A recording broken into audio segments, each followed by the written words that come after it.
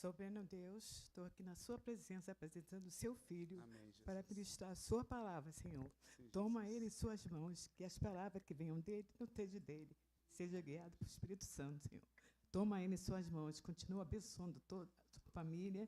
É o que peço e já te agradeço, em nome de Jesus. Amém. Obrigado. Jesus abençoe sua vida. Quero saudar a santa e amada igreja com a paz do Senhor. Amém? Aproveitando que estamos de pé, queria convidar os irmãos a ler comigo o livro de 2 Reis, capítulo 19, do versículo 14 até o 19. Diz assim a palavra do Senhor em 2 Reis, capítulo 19, 14 a 19. Eu vou pedir aos irmãos, eu sei que vocês já fazem isso, mas eu vou pedir bastante atenção, porque a palavra que Deus colocou no meu coração, ela não é de fácil entendimento, né? A Jane diz sempre que quando eu prego, eu procuro fazer de uma forma simples no entendimento, mas essa palavra eu vou precisar da atenção de vocês. Diz assim: o rei Ezequias recebeu a carta das mãos do mensageiro e a leu. Então foi até o templo, pôs a carta ali na presença de Deus, o Senhor, e orou assim: ó Senhor, Deus de Israel, que está sentado no seu trono, que fica acima dos querubins. Só tu és Deus e governa todos os reinos do mundo. Tu fizeste os céus e a terra. O Senhor olha para o que está acontecendo com a gente. Escuta todas as coisas que Senaqueribe está dizendo, a fim de insultar a ti, ó Deus vivo. Todos nós sabemos, ó Senhor, que os reis da Assíria destruíram muitas nações, arrasaram as suas terras e queimaram os seus deuses, que não eram deuses de verdade, e sim imagens de madeira e de pedras feitas por mão de homens. Agora, ó Senhor nosso Deus, salva-nos dos assírios, para que todas as nações do mundo fiquem sabendo que só tu, ó Senhor, és Deus. Amém. A igreja pode se assentar. Queridos, como foi dito pelo nosso pastor, eu estou hoje finalizando uma série de conferências, né? Já foram 4 domingos, esse é o 5º domingo. O primeiro domingo, a palavra que Deus colocou no meu coração é: eis que faço uma coisa nova no meio da nação. No segundo domingo, eis que faço uma coisa nova no meio da igreja. No terceiro domingo, eis que faço uma coisa nova no meio da família.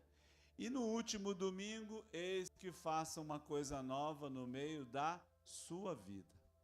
E hoje eu quero falar a respeito daquilo que move a mão de Deus para que Deus possa produzir na minha vida e na sua vida uma coisa nova. Nós precisamos que Deus faça coisas novas no meio da nossa nação, né? O Brasil está passando por uma crise. A crise, a gente poderia dizer que ela é financeira? É financeira.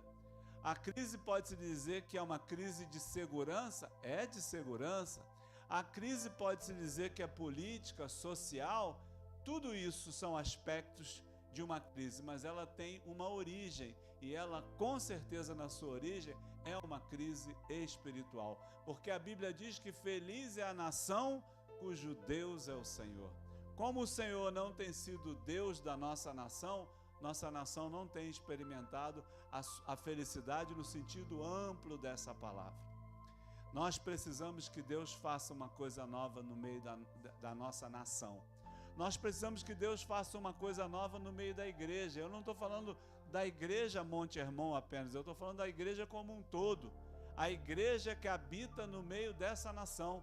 Porque você já sabe, se o meu povo, que se chama pelo meu nome, essa é a igreja do Senhor que está diluída no meio dessa nação, e é ali que começou o problema, e é ali que o problema tem que começar a ser solucionado. É no meio da igreja que o Senhor necessariamente quer e pode fazer uma coisa nova. Mas a igreja ela é formada por famílias, é a minha família, a sua família, a nossa família. Precisamos que Deus faça uma coisa nova no meio das nossas famílias. Mas nós precisamos que Deus faça uma coisa nova no meio da nossa vida.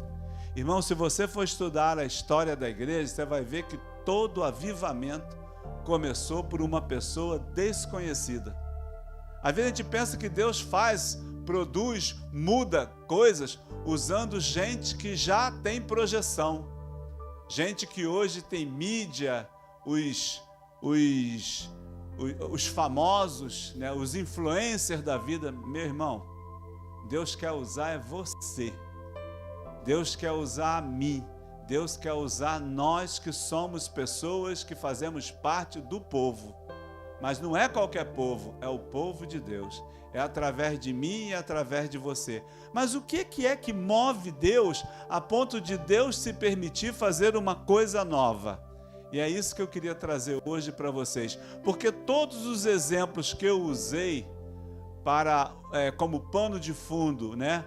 Quando eu disse que eis que faça uma coisa nova no meio da nação, eu usei como exemplo o rei Josafá, né? Eu vim para cá, eu e Glaucia, e no caminho estávamos ouvindo o hino contando a história do rei Josafá. E uma das coisas que Josafá fez e que provocou Deus a fazer uma coisa nova foi que ele orou. Ele orou a Deus. Ele orou a Deus. Quando ele foi confrontado com o grande exército, eram 3 exércitos, né, Marcelo?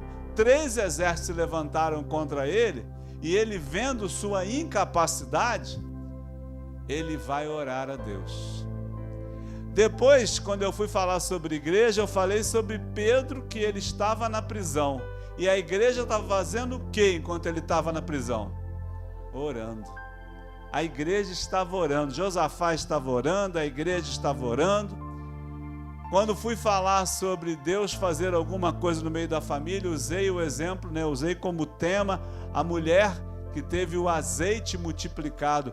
Foi até o sacerdote e o sacerdote entregou para ela a palavra de Deus. Quando ela vai até o sacerdote, ela está orando a Deus. Orar a Deus, buscar a sua face, pedir a Ele que Ele se mova em nossa direção. Quando o homem perdeu o seu machado, foi a última palavra, ele vai até o profeta, também ele está orando a Deus. Orar a Deus e buscar a face dele. Nesse texto que eu li, ele faz parte de um contexto maior que é muito conhecido, e eu fiz questão, né, de diante do Senhor, escolher um texto conhecido para que eu e você pudéssemos meditar nele, e mesmo ele sendo conhecido, tirar uma coisa nova desse texto. A Bíblia diz que Ezequias, ele era rei de Judá. E naquele tempo, no tempo de Ezequias, o reino de Deus, quer dizer, o povo de Deus estava dividido. Eu não sei se você conhece essa história. 2 tribos estavam sob o domínio do rei Ezequias e 10 tribos estavam separadas, que essas 10 tribos eram chamadas de Israel e as outras 2 tribos chamadas de Judá. Só que Israel tinha sido recentemente invadido pelos assírios e foram totalmente destruídos. E se você ler o texto, você percebe claramente, eles não buscaram o Senhor. Irmãos, quando nós somos confrontados com um problema, uma adversidade, a gente tem uma dificuldade muito grande de buscar o Senhor. E o Senhor, muitas das vezes, Ele aumenta a intensidade do problema para que nós possamos nos humilhar e, nos humilhando, possamos buscar o Senhor. Porque não é da natureza humana do crente, eu não estou nem falando do ímpio, não, estou falando do crente, se humilhar e buscar ao Senhor quando a tribulação vem. Nós poderíamos ser inteligentes e, de forma preventiva, quando a tribulação começa, a gente já buscar o Senhor, mas a nossa natureza não é assim. Enquanto a gente tem algum tipo de recurso que a gente possa usar para poder contornar o problema, a gente usa esse recurso antes de buscar o Senhor. E aí, meu irmão, isso está muito ligado, né? E eu quero ser muito objetivo com você, porque eu tenho certeza que você é igual a mim. Isso está muito ligado ao nosso orgulho e à nossa vaidade, porque eu preciso me esvaziar de tudo aquilo que eu acho que eu tenho poder, que eu tenho capacidade de influenciar, para chegar diante do Senhor e dizer: Senhor, esse exército é grande demais, essa dívida é grande demais, essa enfermidade é grande demais, eu não tenho capacidade para resolver, esse conflito que se instalou na minha vida é grande demais. Eu e Glaucio estávamos numa igreja recentemente, tem alguns meses nisso, né? Aí uma senhora, a gente estava vivendo um momento de calmaria, né? Porque tem vezes que a vida também tem suas calmarias, né? Eu espero que você tenha mais calmarias do que tribulação, mas tem momentos que você está vivendo aquele mar de almirante, céu de brigadeiro, né? E aí nós estávamos sentados, chegamos ao culto assim um pouquinho antes do culto começar. Nisso veio uma senhora, né? Se postou na nossa frente e disse assim: pastor, eu tenho uma palavra para lhe entregar. E não é uma palavra boa. Falei: ai, meu Deus. Ela não é da Assembleia de Deus, mas se ela fosse da Assembleia de Deus, ela dizia assim: o vento vai soprar. Falei: pode falar, minha irmã, pode falar. Aí ela começou a entregar a palavra. Meu irmão, na mesma hora, eu comecei a chorar, e Glaucia também, porque foi uma palavra dura que o Senhor entregou. Ele falou: olha, o vento vai soprar. Se prepara, porque o vento vai soprar. Meu irmão, tinha uma viagem programada. Isso foi no domingo. Na segunda eu ia para Brasília. Tinha uma viagem programada para Brasília. Viajei para Brasília. E aí, meu irmão, cheguei em Brasília. Eu fui a trabalho, né? O vento soprou, meu irmão. Soprou. Mas foram muitos dias, semanas e meses que o vento soprou. Mas sabe por quê, irmãos, que às vezes o vento precisa soprar tanto? Porque a gente precisa se esvaziar de nós mesmos para que o Senhor encontre espaço, para que nós nos humilhemos e aí vamos buscar a Ele. Porque eu ouvi recentemente uma coisa que me parece óbvia, mas às vezes a gente esquece, irmãos.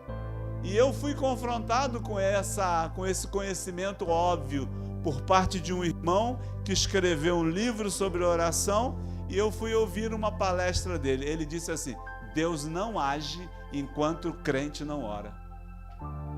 Aí ele usou como exemplo quando o povo estava no Egito escravizado, né? Passou ali algumas dezenas ou centenas de anos que eles ficaram escravizados.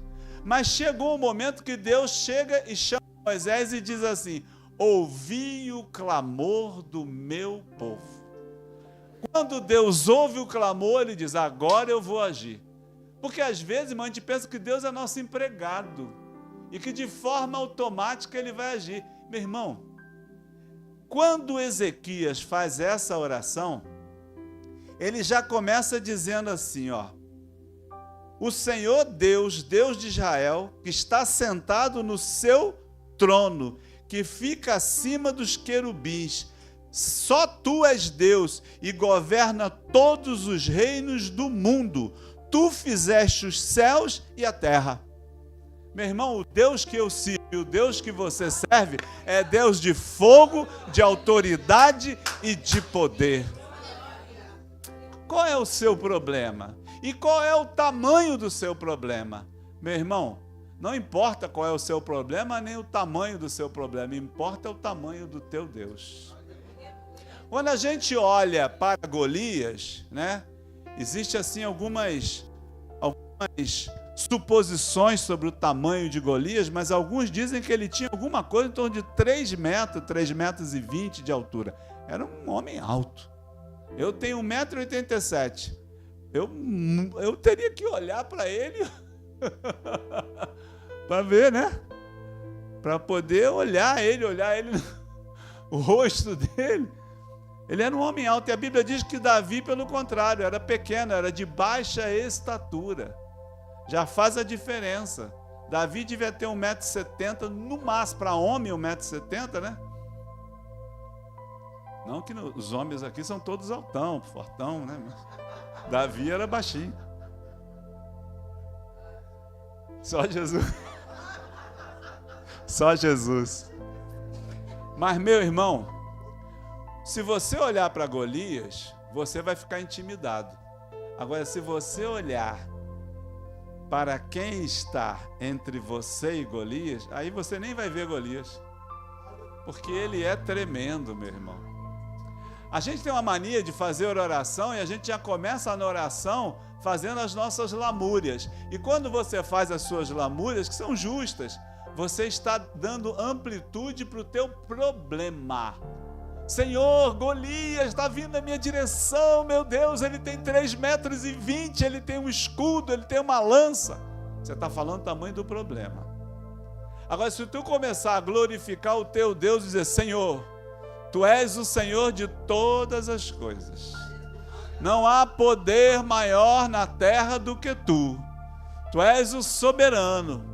Você vai perceber que todos aqueles que fazem oração na Bíblia já começam exaltando o Senhor. Exalte o Senhor, não porque o Senhor precisa ser exaltado. Deus não precisa ser adulado. Mas você precisa lembrar o tamanho dele. Para que o teu espírito, que muitas das vezes está tomado ou tomada pelo medo, seja revestido de autoridade e de poder. Precisamos orar ao Senhor e apresentar para o Senhor o nosso problema. Mas antes de apresentar o nosso problema para Deus, temos que apresentar Deus para o nosso problema. Porque aí o nosso problema já começa a ficar com medo. Não é você que tem que ficar com medo. É o teu problema que tem que ficar com medo. Mas não vai acontecer uma coisa nova no meio dessa nação. Não vai acontecer uma coisa nova no meio desta igreja. Não vai acontecer uma coisa nova no meio da família. E não vai acontecer uma coisa nova no meio da sua vida se você não orar. Você precisa orar. E nunca precisamos tanto buscar ao Senhor. Buscar ao Senhor. Buscar a face do Senhor. A Bíblia diz que Ezequias, ele era rei de Judá. O povo de Israel, que eram as 10 tribos, já tinham sido destruídas, vencidas. E agora o rei Senaqueribe, que é o rei da Síria, se volta contra Judá. Judá, meu irmão, era um pequenininho. Era tão pequenininho, sabe, Romualdo, que o rei Senaqueribe mandou dizer para o rei Ezequias assim, olha, se você me der 2.000 soldados, eu te dou 2.000 cavalos. Para você pegar esses 2.000 soldados e montar 2.000 cavalos. Para você lutar contra mim. Eu te dou 2.000 cavalos, mas você tem que ter 2.000 soldados. Sabe quantos cavalos? Sabe quantos cavalos ele deu? Nenhum, porque ele não tinha soldado. Então isso nos fica claro para nós que era um reino, no ponto de vista bélico, insignificante. Irmão, você deve estar acompanhando aí essa intriga, esse conflito, essa confusão que está acontecendo entre o Brasil e os Estados Unidos. A gente vê toda hora na televisão. Irmãos, nós somos insignificantes. Eu não quero diminuir o tamanho da minha pátria porque eu amo esse país. Mas do ponto de vista bélico, do ponto de vista da guerra, nós somos insignificantes. Não temos capacidade nenhuma de luta. Não temos. As bravatas que a gente ouve são só bravatas. São palavras saindo de boca de gente que não tem sabedoria. Não tem sabedoria. Estamos desgovernados. Mas eu quero dizer para você que o teu Deus, ele se levanta e muda a situação de uma nação inteira. A Assembleia de Deus, ela começou no Brasil, mais ou menos em 1900. Chegou 2 jovenzinhos, vindo da Suécia, passaram nos Estados Unidos, depois vieram para o Brasil. E eles desembarcaram no porto de Belém, vieram de navio, na época não tinha avião. Vieram de navio, desembarcaram em Belém. Alguém aqui já esteve em Belém? Oh, graças a Deus, hein? Evangelina, você é viajada, hein? Quem é que teve em Belém aí? Então, mas vocês devem ter visto que é um lugar muito menos avançado ou tem muito menos recurso do que o Rio de Janeiro. Concordam comigo? Alguém morou lá? Você morou lá? O que você acha? O Rio de Janeiro é mais desenvolvido ou lá é mais desenvolvido? Aqui é bem mais desenvolvido. Meu irmão, bota isso há quase 100 anos atrás. Meu Deus do céu, não tinha nada. Se eu fosse Deus, eu dizia para os caras, desce em São Paulo, desce no Rio de Janeiro, mas em Belém, meu Deus. E eles desceram em Belém porque Deus orientou eles tiveram visão e viram lá, Belém. Deveria ser Belém lá em Israel, né? Desceram aqui. E tem mais um detalhe, vocês pensam que os dois falavam português? Não. Gunnar Wingre e Daniel Berg não falavam uma palavra em português. E outra coisa, irmãos, se eu venho dos Estados Unidos para Belém, interior do Brasil, eu venho com um bolso cheio de dinheiro, porque vai precisar. Hospedagem, comida, até conseguir aprender o português e conseguir arrumar um emprego. Irmãos, vieram com a mão na frente e outra atrás. Coisa de Deus. Mas uma coisa eles tinham, eram homens de oração. Desceram em Belém, sentaram num banquinho de praça e começaram a orar. Começaram a orar. Aí veio um cidadão e abordou eles. Irmãos, olha só como Deus faz. Eles oraram a Deus, Senhor, nós chegamos aqui, e agora? Aí veio um cidadão, abordou eles. Aí aquele cidadão começou a falar em inglês, porque ele falava inglês. Deixa eu fazer uma pergunta aqui. Quem aqui, além do Peter, tem fluência em inglês? Ah, no Mel Gabriel tem. Cuidado que tu vai esbarrar com algum missionário aí. Ah, tá. Irmãos, em 1900 e pouquinho, encontrar alguém em Belém do Pará que falasse inglês é milagre. É milagre. Só tinha ele lá. E não satisfeito, o cara era pastor da Igreja Batista. Meu Deus do céu. Quando eles se identificaram como sendo missionários, na época eles eram batistas. Batista, o cara falou, tem tudo a ver comigo. O que ele fez? Hospedou os dois em casa, deu a eles casa, comida e ajudou eles para que eles pudessem aprender o idioma, arrumar emprego. Tudo isso é a boa mão de Deus. Meu irmão, Deus quer e Ele pode fazer uma coisa nova na sua vida. A Assembleia de Deus mudou o Brasil. Meu irmão, mudou o Brasil. Mas começou com 2 desconhecidos. Hoje eles são famosos. Eu gravei o nome dele, já li a biografia dele. Mas naquela época eram 2 desconhecidos. Mas Deus fez uma coisa nova. Deus quer fazer de novo uma coisa nova. Uma nova onda de avivamento. Quem Ele vai usar? Eu tenho certeza que são pessoas desconhecidas. São pessoas desconhecidas. Talvez essas pessoas estejam aqui dentro hoje. Só precisa botar o joelho no chão e clamar a Deus, pedindo para que Deus faça uma coisa nova no meio dessa nação. Ezequias era rei de uma pequena potência. Nem pode-se dizer que era uma potência. O rei Assuero, no capítulo, se você quiser, deixa a sua Bíblia aberta, tá?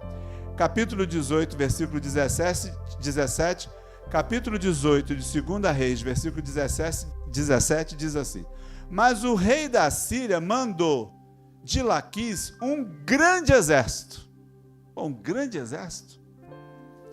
para atacar Ezequias em Jerusalém. O exército era comandado pelos seus 3 mais altos oficiais. Novamente o número 3. É outra situação, já não é mais Josafá, mas mandou um grande exército com 3 grandes generais. Meu irmão, para que mandar 3 grandes generais? Você sabe quem é que fez ele mobilizar esse grande exército e colocar 3 grandes generais? Quem fez? Deus. Sabe por quê? Porque Ezequias e o povo tinham que buscar o Senhor. Se mandasse e um exército pequeno, eles iam dizer, vamos preparar e vamos fazer uma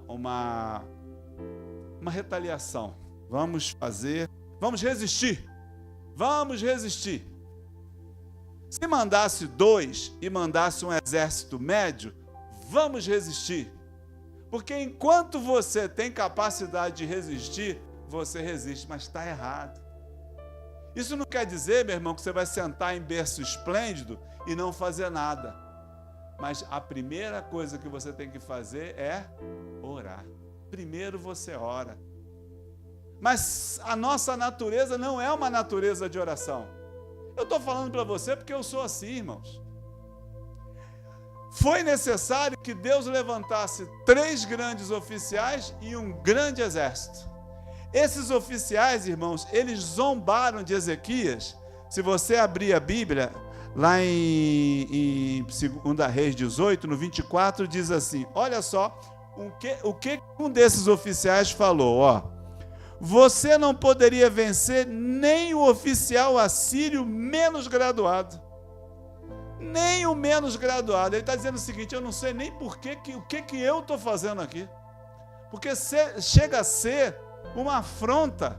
Eu, como um grande oficial, está aqui para vencer esse exército chuleba que tu tem aí. É nesse momento que ele diz, eu te dou 2.000 cavalos, se tu me der 2.000 cavaleiros. Eles tinham centenas de milhares de combatentes, gente preparada para a guerra, os assírios. E aí eles vão enfrentar um exército medíocre. Mas esse exército era o povo de Deus. E Deus queria que o povo dele clamasse a ele, porque, irmãos, não tem força maior na terra do que o tamanho do teu Deus. Não tem bomba atômica, não tem nenhum poder destrutivo ou construtivo na terra que seja maior do que o teu Deus. É tão importante que a gente internalize isso para compreender. O próprio oficial disse, olha, você não poderia vencer nem o oficial assírio menos graduado, e no entanto espera que os egípcios lhe mandem carros de guerra e cavalaria. Sabe em que Ezequias estava se fiando? Que o Egito ia mandar reforço. Quantas vezes você confia no Egito? O Egito na Bíblia sempre representou a mesma coisa. O que o Egito representa? O mundo, meu irmão. De algum lugar do mundo vai vir a solução. É do mundo que vai vir a solução. Mas, meu irmão, você está batendo na porta errada. Deus pode usar o mundo. Deus pode usar o médico. Deus pode usar o gerente de banco. Deus pode usar o gerente de onde você trabalha. Deus pode usar o vizinho do lado direito, o vizinho do lado esquerdo, o vizinho da frente. Deus pode. Mas não confie no mundo.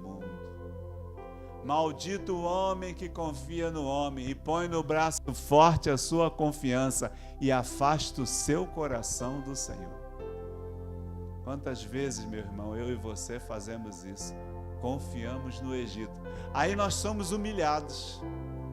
O Egito adora humilhar o povo de Deus. Adora, meu irmão. O assírio aqui falou, você não tem exército para fazer nada. Eu não sei nem o que eu estou fazendo aqui.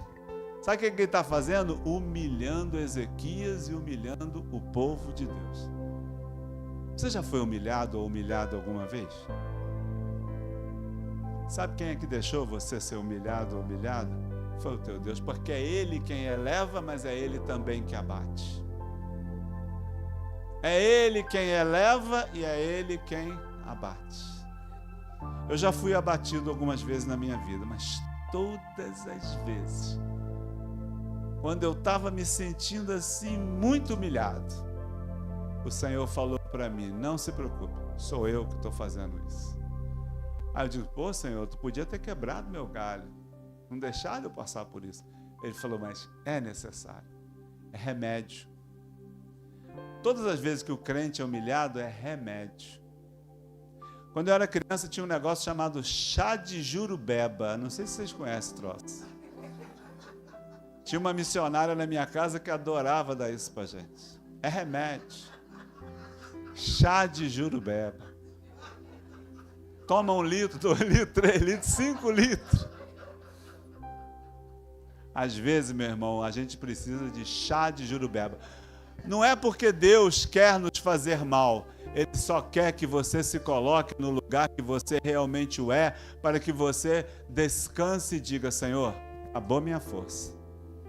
Não dá para mim lutar contra esse exército de centenas de milhares de homens, e ainda por cima com 3 grandes generais. Eu só tenho uma coisa a fazer, meu irmão. Só tenho uma coisa para fazer. Olha só que interessante, irmãos. Esse texto é muito interessante.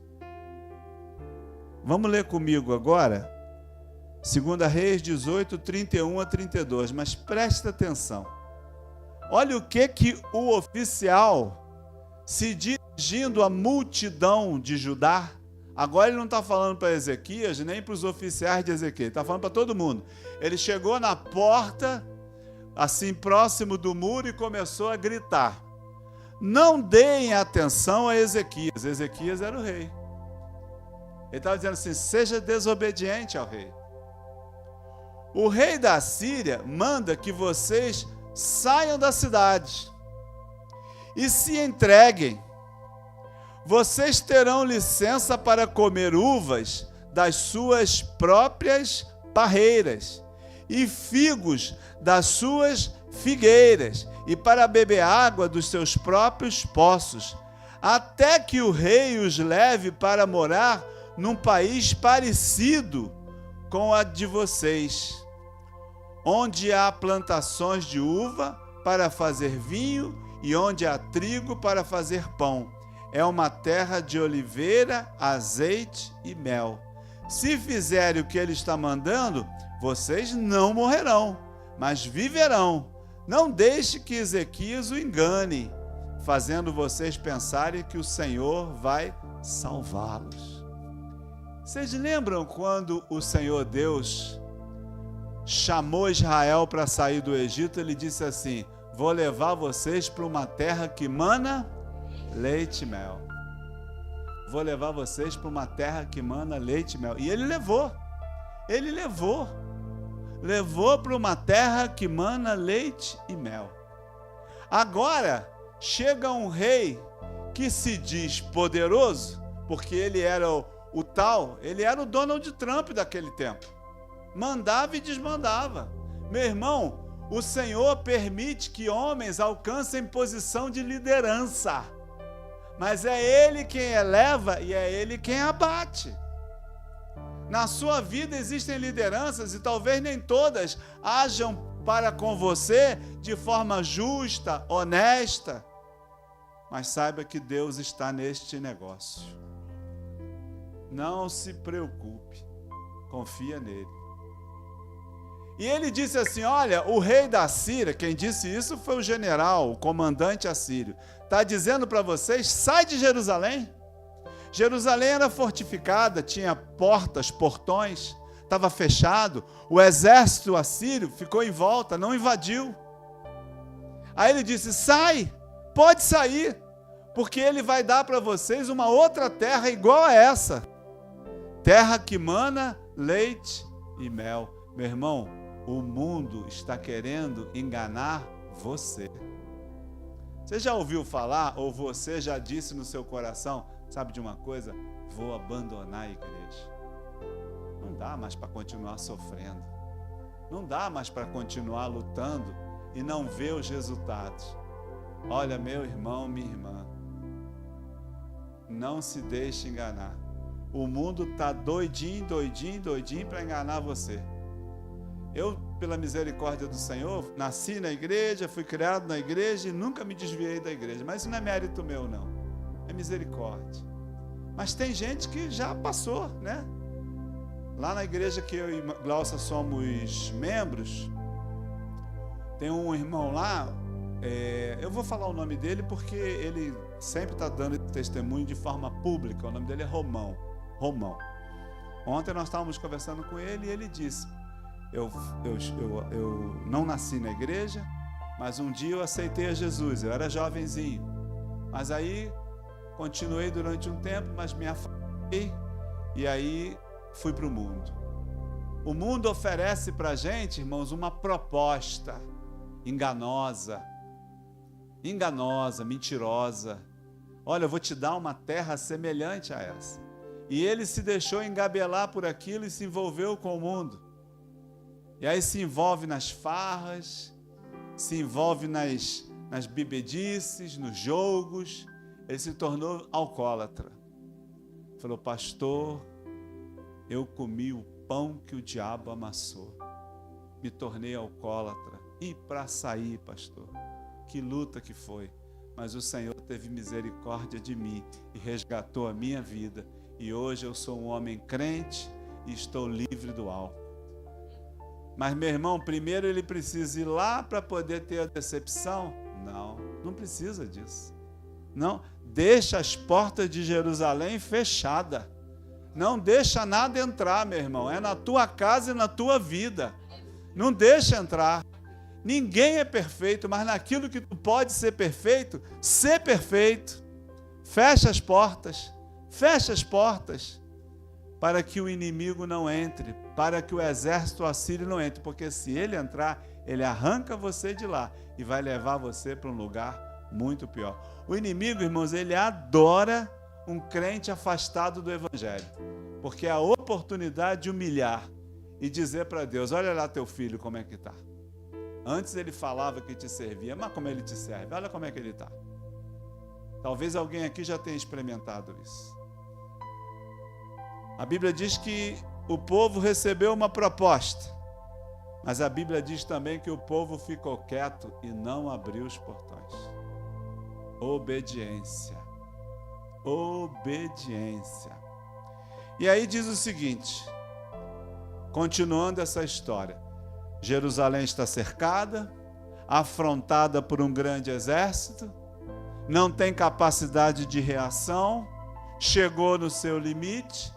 E aí Ezequias, o que ele faz? Ele entra no templo e vai buscar o Senhor. Eu tenho certeza absoluta, meu irmão, sem sombra de dúvida, que não foi a primeira coisa que ele fez. Se você ler o texto, você vai ver isso. Primeiro ele tenta no Egito, depois tenta isso, depois tenta aquilo, chama os comandantes dele. Tem alguma solução? Você tem alguma sugestão? O que a gente faz? Quando vê que ninguém, não tem mais jeito, aí ele entra no templo. Quando eu era criança, tinha um hino que dizia assim: entrei no templo, dobrei os meus joelhos. Isso é o Salmo 73, é o Salmo de Asaf. Entrei no templo, dobrei os meus joelhos para conversar com o Senhor.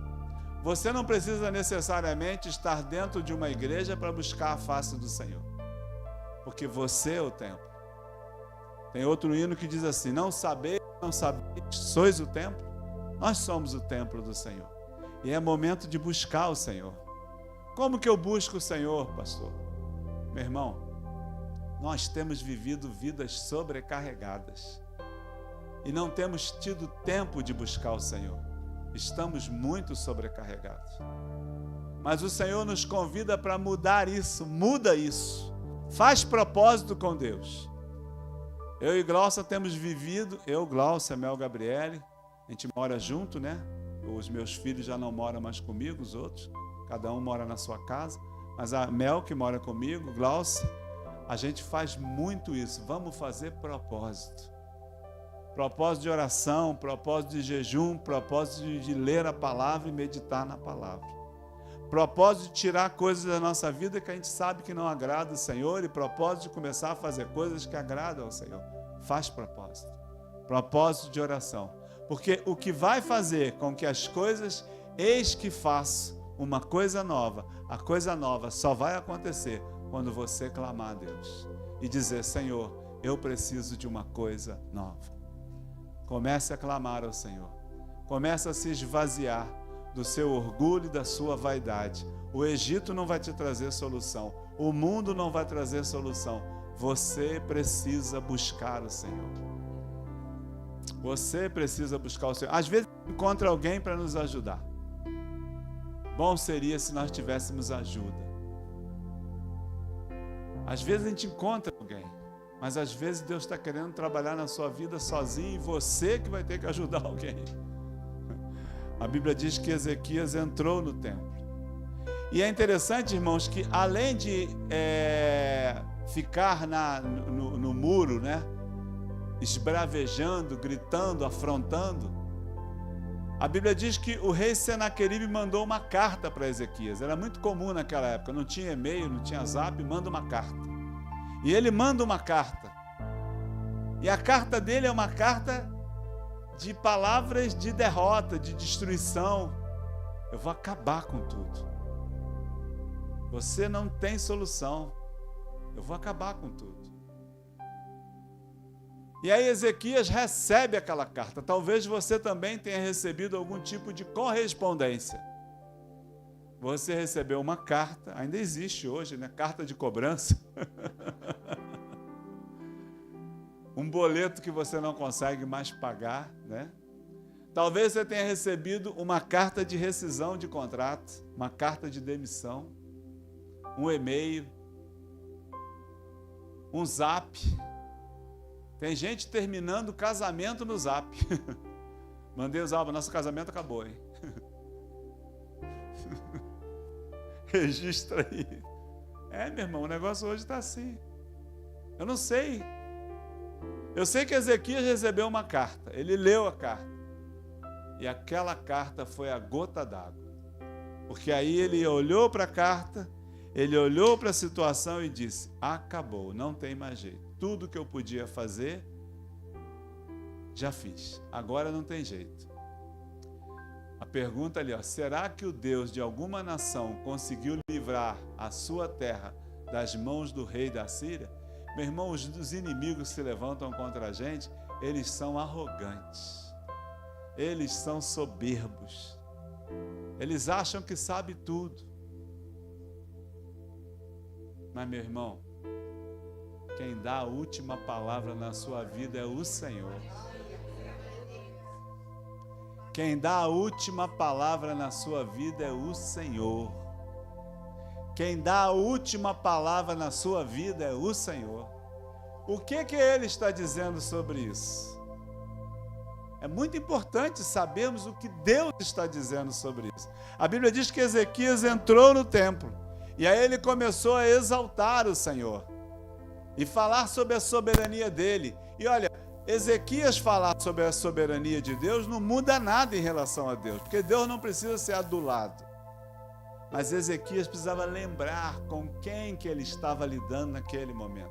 Porque ele achava o rei da Síria poderoso, o rei do Egito poderoso. Mas agora ele está falando com aquele que é o Todo-Poderoso. Fale com o Todo-Poderoso. Os homens têm títulos. Os homens são presidentes, diretores, gerentes, governadores.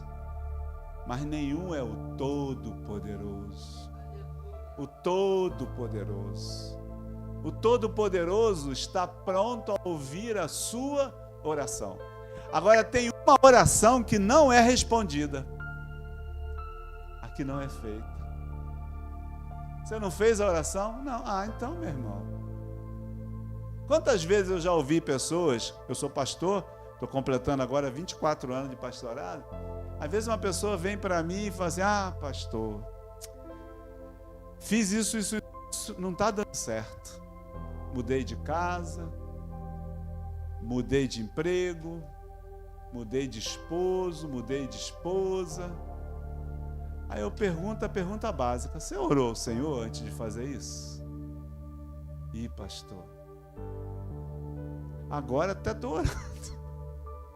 Agora eu estou orando, mas antes não orei não. É bom então, meu irmão, agora é pedir misericórdia. É melhor orar antes. Senhor, Senaqueribe se levantou contra mim. Senaqueribe se levantou e o exército dele é muito maior que o meu. Mas eu não estou preocupado com ele, Senhor. Eu sim, querendo dizer que tu és o soberano sobre todas as coisas. Tu governas o céu e a terra. Não há nada que fuja ao teu comando. E aí você começa a dizer para Deus aquilo que tu sabe que Deus é, mas que você precisa ouvir da tua boca. Você precisa confessar a soberania dele, para você convencer o teu espírito, o teu coração, de que ele é capaz de trazer solução para o seu problema. Ezequias começa a exaltar. Depois que Ezequias termina de exaltar, aí ele começa a dizer o que Senaqueribe disse. Senaqueribe afrontou. E sabe de uma coisa? Tem um hino, Geusa deve conhecer, que ele diz assim: tocou em você, tocou em Deus. Tocou em você, tocou em Deus. Você vai dizer assim: ah, pastor, mas eu sou tão pequenininho. Poxa, graças a Deus que você percebeu isso, né? Porque até há pouco tempo, você já não se achava tão pequenininho. Mas o Senhor quer exatamente que você reconheça o teu tamanho, a sua incapacidade de lutar. E aí você entrega para Ele essa luta. E deixa Senaqueribe na mão do Senhor. Senhor, tu viu como é que ele me tratou, como é que ela me tratou. E tem mais uma coisa, preste atenção, hein? Lembra que eu falei que essa pregação não ia ser fácil? Deus não quer que você fique com revolta, irado, zangado. Senhor, aquele incircunciso, destrói ele, acaba com ele. Não. Tem gente que às vezes dá uma vontade, meu irmão, de pegar o revólver ali, emprestar do seu sadio, descarregar na pessoa. É por isso que ele não empresta, homem sábio, né? Por isso que ele não empresta, dá uma vontade de descarregar uma arma. Mas Deus não quer que o sentimento de vingança, de ódio, de raiva, de frustração que está no seu coração continue aí dentro. Tem um versículo na Bíblia que diz assim: minha é a vingança, assim diz o Senhor. Quando você lê aquilo, fica pensando: ah, o Senhor vai se levantar. Meu irmão, Deus é muito estranho. A garotada nova tem um termo que eu acho muito próprio para Deus: Deus é sinistro. Você pensa que sabe como Ele está pensando, mas você não tem a menor ideia. Ele pega um incircunciso filisteu e converte, e faz dele um homem de Deus ou uma mulher de Deus. Essa pessoa que hoje de alguma forma te afronta, se converte ao Senhor. E não tem nada pior para acontecer para uma pessoa iníqua de se converter. Sabe por quê? Porque ele vai olhar para trás e dizer: meu Deus, quanta coisa errada eu fiz. Deixa Deus ser Deus. Fica livre desse peso. Ezequias entrou no templo, glorificou o nome do Senhor e disse para o Senhor tudo que estava no coração dele. Já estou acabando, irmãos, mas eu preciso compartilhar com você a resposta de Deus. E essa resposta de Deus é a resposta para Ezequias, para você e para mim. Se você quiser, você pode acompanhar 2 Reis 19, 32 a 34. 2 Reis 19 diz assim: portanto, o Senhor Deus diz o seguinte a respeito do rei de Assíria: assim diz o teu Deus a respeito daqueles que se levantam contra ti. Ele não entrará nessa cidade e não atirará uma só flecha contra ela. Nenhum soldado com escudo chegará perto da cidade, e não serão construídas rampas de ataque ao redor dela. O rei da Síria vai voltar pelo mesmo caminho por onde veio, sem ter entrado nessa cidade. Eu defenderei e protegerei essa cidade por causa da minha honra e por causa da promessa que eu fiz ao meu servo Davi. Eu, o Senhor, assim falei. Essa palavra Deus colocou no meu coração para compartilhar com você hoje. Você que está aqui, você que está em casa ouvindo esse culto, o Senhor Deus está dizendo assim: você é propriedade minha, eu cuido de ti. Eu cuido de ti. Eu cuido de ti. E o Senhor cuida de você.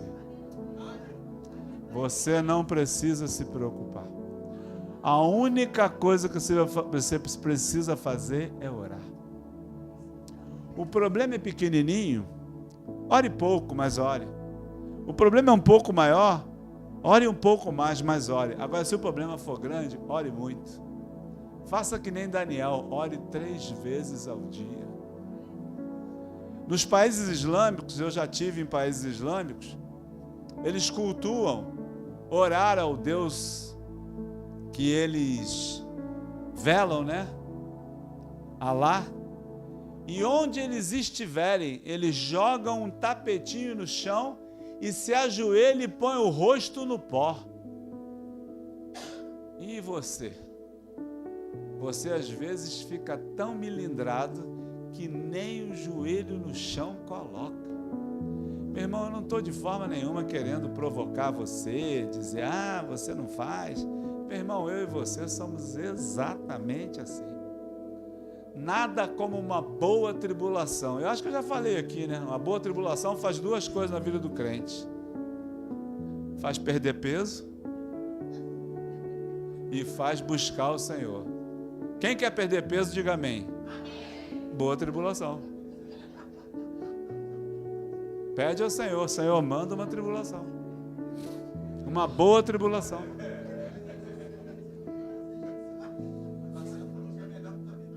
Melhor correr. É melhor correr. Por que você precisa de tribulação? Para poder buscar o Senhor. Você não precisa de tribulação, meu irmão. Mas a tribulação vai vir. Por amor ao Senhor. A Bíblia diz que Ele disciplina aquele que Ele ama. Está tudo na Bíblia, meu irmão. Clama a mim, responder-te-ei e ensinar-te-ei coisas grandes e novas que tu não sabes. Precisamos, meu irmão, que o Senhor mude a realidade fazendo uma coisa nova. Eu quero uma coisa nova, mas como assim eu quero uma coisa nova se eu não peço ao Senhor uma coisa nova? A Bíblia diz que Ezequias clamou ao Senhor e o Senhor respondeu. Meu irmão, só tem, como eu já falei, Jane respondeu, só tem uma oração que não é ouvida e que, portanto, não é respondida. É aquela que não é feita.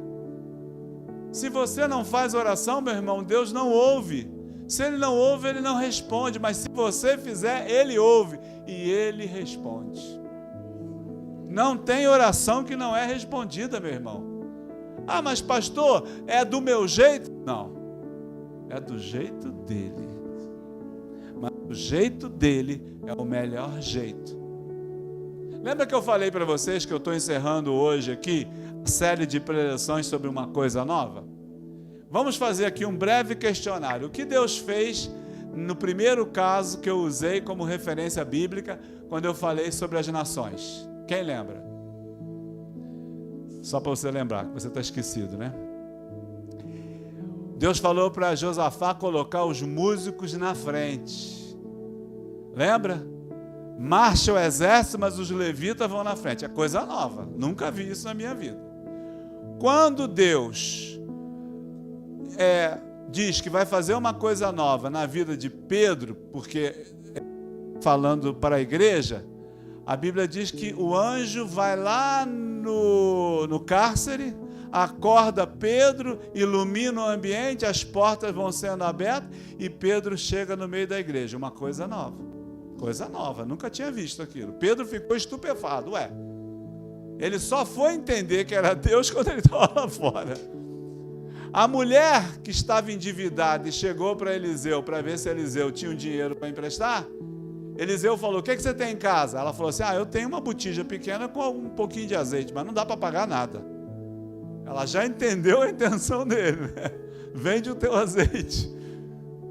Mas aí ele diz assim, pede panelas, muitas vasilhas, e aí começa a entornar. Uma coisa nova. E da última vez, o machado caiu no rio. O machado, quando cai no rio, ele afunda. E aí o profeta diz: onde caiu o machado? Caiu ali. E o machado flutua. Uma coisa eu nunca ouvi falar. Nunca ouvi falar. A física não dá respaldo para machado flutuar.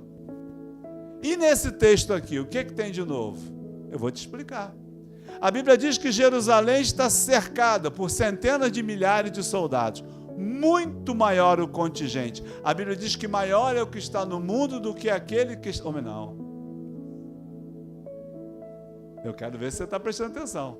Maior é o que está conosco do que aquele que está no mundo. Mas às vezes a gente olha para o mundo e acha que o mundo, pela sua quantidade de dinheiro, quantidade de título, quantidade de poder. Era um exército de centenas de milhares cercando Jerusalém. Os muros de Jerusalém estão cercados. E aí o Senhor falou: do mesmo jeito que veio, vai voltar. E não vai lançar uma flecha. Uma flecha não será lançada. O que Deus vai fazer, irmãos? Meu irmão, fica esperando. Porque uma coisa nova vai acontecer quando você clamar. Vai ser inédito. E você vai ter a oportunidade de testemunhar no ambiente em que aquilo está acontecendo. As pessoas vão dizer: mas o que aconteceu? Uma coisa nova. Quem fez a coisa nova? Deus. Olha só o texto. Capítulo 19 de 2 Reis, 35, versículo 35. Naquela noite, que noite? Daquele dia que o Senhor falou, que o Senhor deu aquela palavra. Eu defenderei e protegerei essa cidade por causa da minha honra e por causa da promessa que fiz ao meu servo Davi. O Senhor falou isso de dia. Naquela noite, o anjo do Senhor foi até o acampamento dos assírios.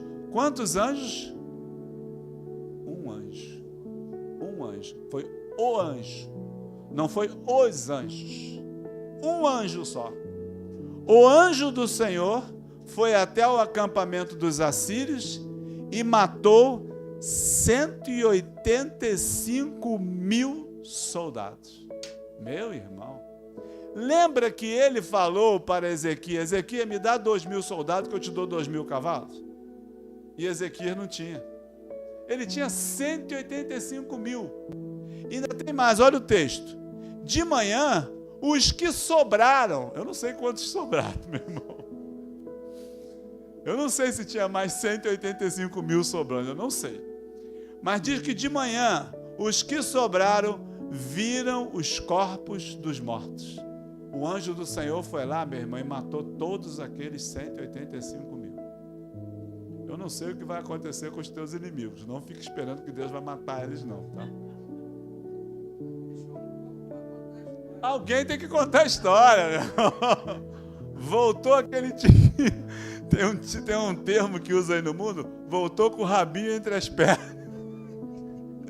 Meu irmão, o pouquinho que sobrou, que eu não sei quantos eram, quando acordou de manhã, era um mar de gente morta. Aí eu pergunto para vocês: quem matou? Foi o anjo do Senhor que matou. Deus mandou.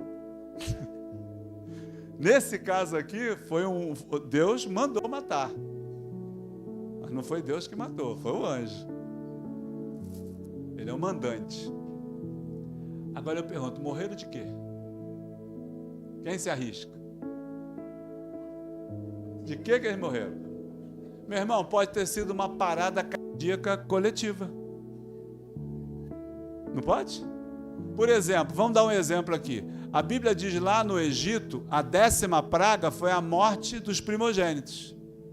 Eles morreram de morte natural, meu irmão. Não foram assassinados por uma pistola. Alguma coisa matou só os primogênitos, eu não sei o quê. O anjo passou aquela noite ali e quem não tinha aspergido sangue na porta, os primogênitos morreram. Eu não sei. Meu irmão, como disse ali a missionária Eli agora, quem brinca com Deus com certeza terá recompensa. Não brinque com Deus. E quem toca em você, toca em Deus. Mas não é para você usar isso como arma. Porque Deus, irmãos, Ele é muito interessante. Deus, Ele é galardoador, perdoador. Ele é amável. Eu estava lendo esses dias a história, já estou acabando já. Eu estava lendo a história, tiraram o relógio dali para mim não saber a hora, mas o meu relógio está aqui, são 9:02.